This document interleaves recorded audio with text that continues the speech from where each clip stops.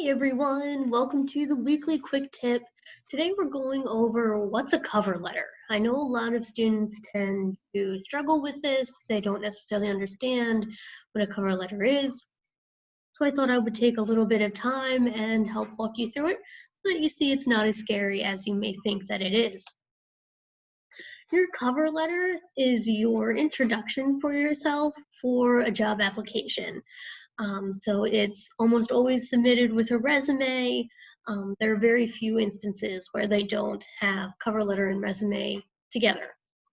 It's a way for you to expand on some of the points within your resume to really validate this is why I'm a good fit for this opportunity. You can really use it to highlight your skills and your experiences and show what a strong match you are for the position. And sometimes it helps if you think of it as, like a movie trailer, okay? So say there's this really great movie coming out, everyone's excited to see it, it has a great plot, it has a great cast, really good characters, it's just the movie to see, right? And so everybody watches the trailers when they're dropped, just to get little hints of what the movie's, going to be like. So think of your resume as that blockbuster movie, right? It has a great character, you. It has an awesome plot, your professional story. So then this movie trailer would be your cover letter. It's just enough to get people excited to want to watch the movie or read your resume. Now, there is a specific format that we use for cover letters so that it looks really professional and well formatted and follows, the business professional structure. We start off with the date, pretty self-explanatory there. Make sure you're using the date for when you're submitting the application, okay? So even if you write it on one day and then you decide, okay, I'm going to put it aside for a little bit, I'm going to look at it tomorrow, after I've had a chance to really, get a fresh set of eyes and look at the grammar and spelling and everything. That's great. That's the right thing to do.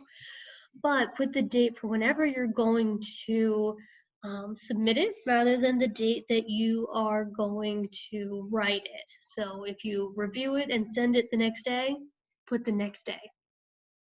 Your who and your where. The who should be as specific as possible. And there's a lot of great resources out there like LinkedIn and CareerShift that you can use to help you find whoever you think may be looking at your cover letter. So maybe it's someone from Human Resources or a manager of the department that you're applying for. See who you can find that may be most likely to make that decision regarding the hiring process.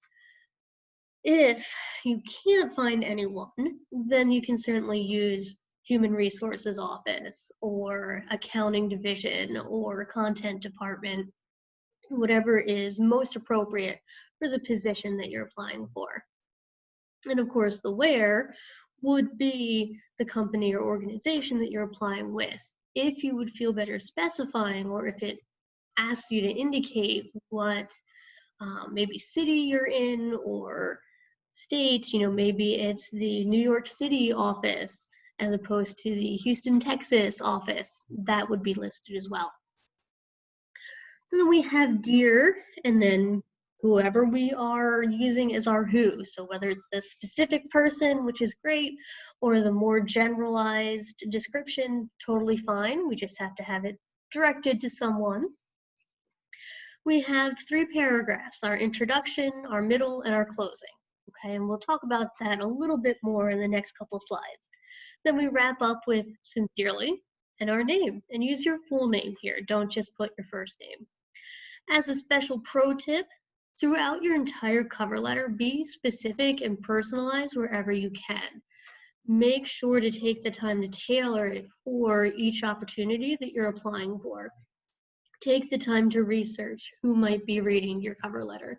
Take the time to research why you feel like this is a good fit for you. Think of it as an opportunity for you to catch, if I can't find anything that I'm excited about, either within the position or the company, maybe it's not something I should be applying to.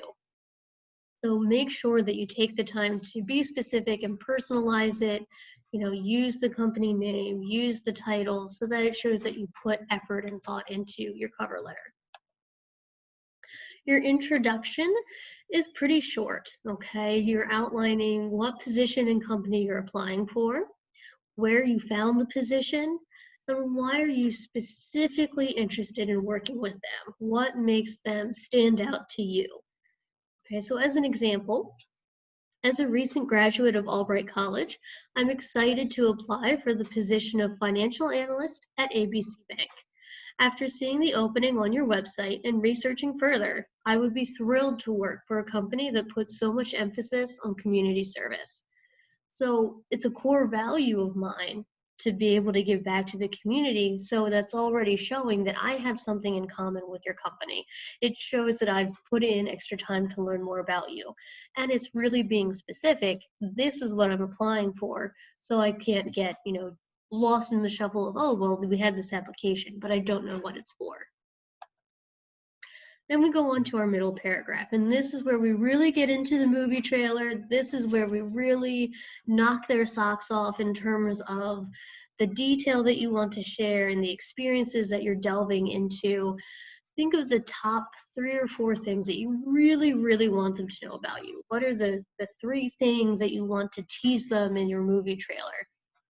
So in this scenario, in May, I completed my Bachelor of Science in Accounting, Economics, and Finance at Albright, where I took courses on financial accounting, investments, money and banking, and financial management. Due to my high grades, I had the opportunity to tutor my peers in other business classes, where I was able to break down concepts for easier understanding and demonstrate how principles are applied across multiple courses.